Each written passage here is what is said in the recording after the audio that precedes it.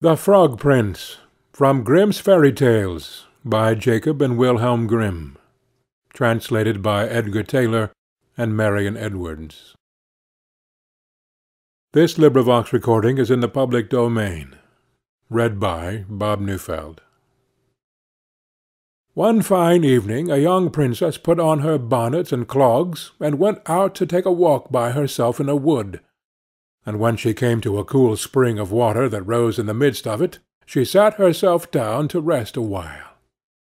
Now she had a golden ball in her hand, which was her favourite plaything, and she was always tossing it up into the air and catching it again as it fell. After a time she threw it up so high that she missed catching it as it fell, and the ball bounded away and rolled along upon the ground, till at last it fell down into the spring. The princess looked into the spring after her ball, but it was very deep, so deep that she could not see the bottom of it.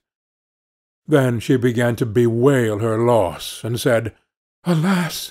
If I could only get my ball again, I would give all my fine clothes and jewels, and everything that I have in the world."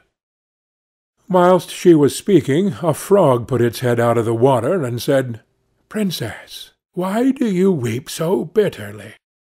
"Alas!" she said, "what can you do for me, you nasty frog? My golden ball has fallen into the spring." The frog said, "I want not your pearls and jewels and fine clothes, but if you will love me, and let me live with you, and eat from off your golden plate, and sleep upon your bed, I will bring you your ball again." "What nonsense this silly frog is talking," thought the princess.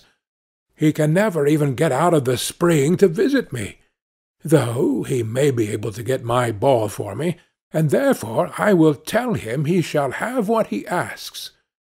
So she said to the frog, "Well, if you will bring me my ball, I will do all you ask." Then the frog put his head down and dived deep under the water, and after a little while he came up again with the ball in his mouth, and threw it on the edge of the spring. As soon as the young princess saw her ball, she ran to pick it up, and she was so overjoyed to have it in her hand again that she never thought of the frog, but ran home with it as fast as she could. The frog called after her, "Stay, princess, and take me with you as you said." But she did not stop to hear a word. The next day, just as the princess had sat down to dinner, she heard a strange noise, tap, tap, plash, plash, as if something was coming up the marble staircase. And soon afterwards there was a great knock at the door, and a little voice cried out and said, "Open the door, my princess dear, open the door to thy true love here, and mind the words that thou and I said by the fountain cool in the greenwood shade." Then the princess ran to the door and opened it, and there she saw the frog, whom she had quite forgotten. At this sight she was sadly frightened, and shutting the door as fast as she could, came back to her seat. The king, her father, seeing that something had frightened her, asked her what was the matter. "There is a nasty frog," said she, "at the door, that lifted my ball for me out of the spring this morning. I told him that he should live with me here, thinking that he could never get out of the spring. But there he is at the door, and he wants to come in." While she was speaking, the frog knocked again at the door, and said, "Open the door, my princess dear, open the door to thy true love here, and mind the words that thou and I said by the fountain cool in the greenwood shade."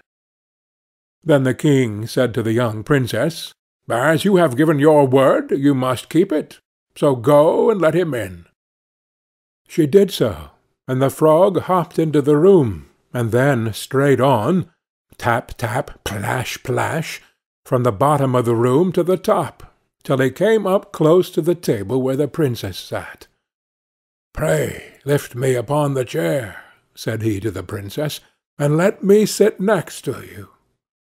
As soon as she had done this, the frog said, Put your plate nearer to me, that I may eat out of it.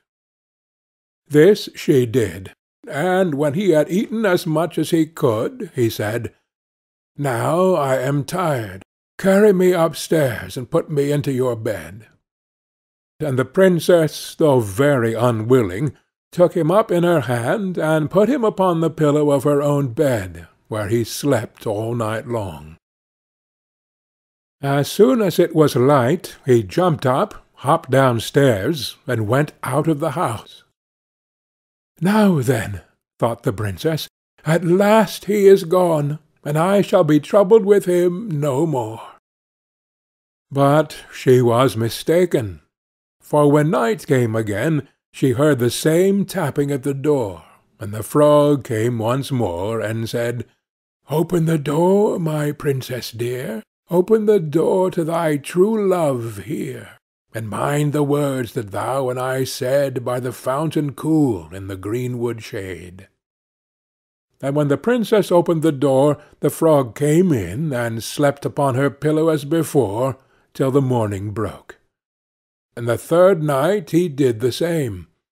But when the princess awoke on the following morning, she was astonished to see, instead of the frog, a handsome prince, gazing on her with the most beautiful eyes she had ever seen, and standing at the head of her bed.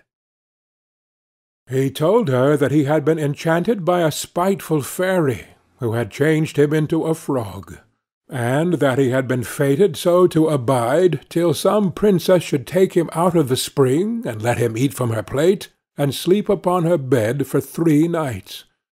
You, said the prince, have broken his cruel charm, and now I have nothing to wish for but that you should go with me into my father's kingdom, where I will marry you, and love you as long as you live. The young princess, you may be sure, was not long in saying yes to all this, and as they spoke, a gay coach drove up, with 8 beautiful horses decked with plumes of feathers and a golden harness, and behind the coach rode the prince's servant, faithful Heinrich, who had bewailed the misfortunes of his dear master during his enchantment so long and so bitterly that his heart had well nigh burst. They then took leave of the king, and got into the coach with 8 horses, and all set out, full of joy and merriment, for the prince's kingdom, which they reached safely, and there they lived happily a great many years. End of The Frog Prince.